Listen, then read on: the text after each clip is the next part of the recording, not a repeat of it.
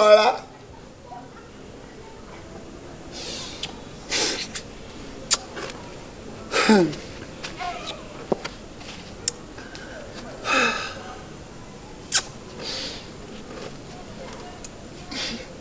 Oh. Cái mà họ gà là co cái mà là co cái mà.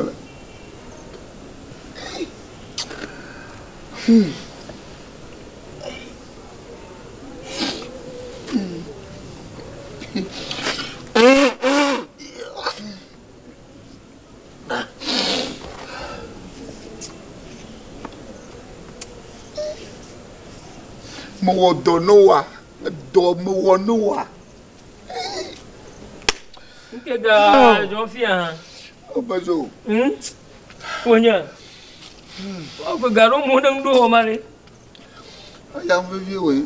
Cái gà gió, không viu. Oh, ye na vi fama. Wa vodo turutu. Ama chichi mai fa fama nya kono lo. La ko je. Ni wodo ma hoga. Uko gadna le fonji. Fa ke fone fonji la ke mo ga nyi mo ma ple ko mu san mo ma do. Fika mo kona gala. Ko gado dans le fonji.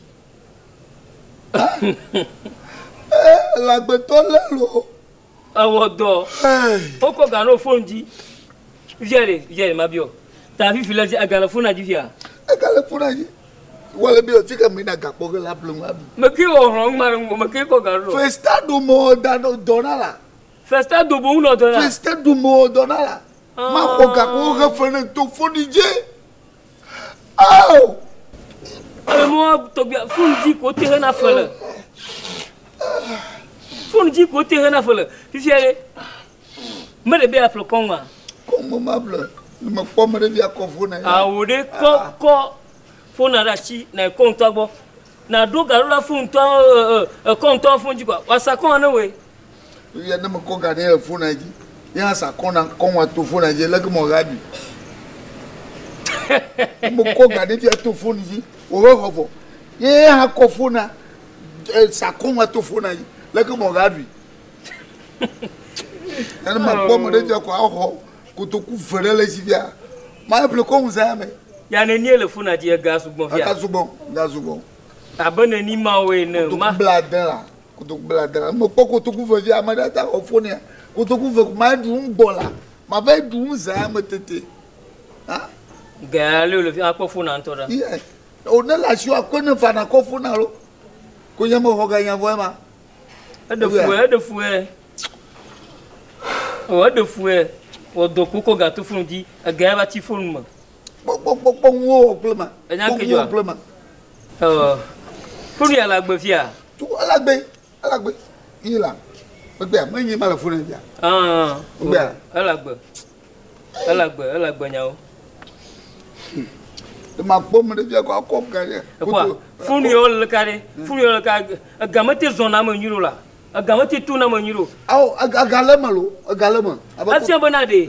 Ni ha me na hogafia. Fun agate chi date chiema. Funa bloqué ni. Nene me te ko kutuku wote tinela. Kutuku wala shi kwena me. Na ko funa yira na ba hogala. Ha? On la beton lo gagne lo.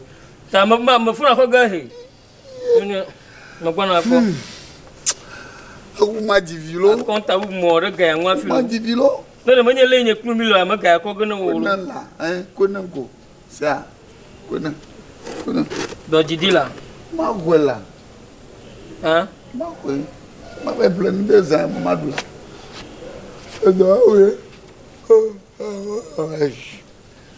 Ok. Akba. Yo. Sa. Kai ma. Kai sa re. Ya dogo. Oh. Manya we kwere nwunye via wa. Ha? Man no yi do na no wu.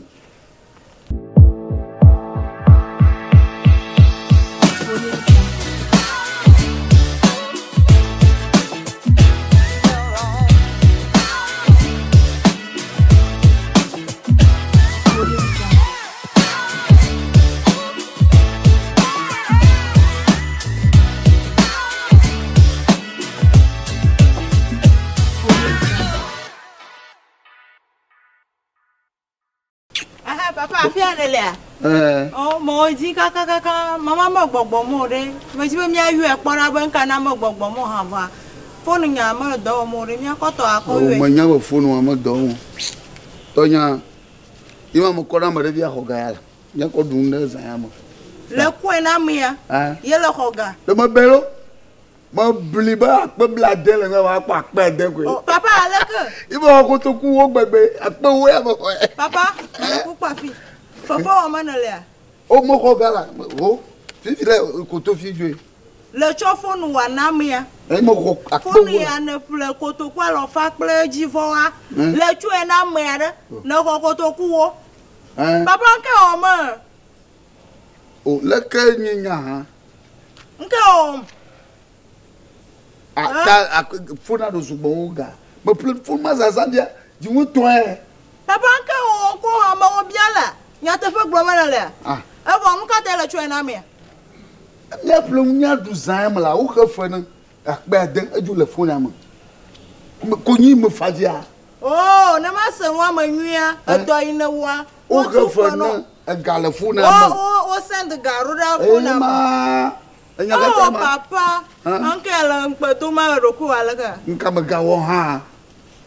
No do garu da me le phone diare. La kwe, la imoto. Na le imoto na pote po amo no na gware ma unu na rechi nyama manye.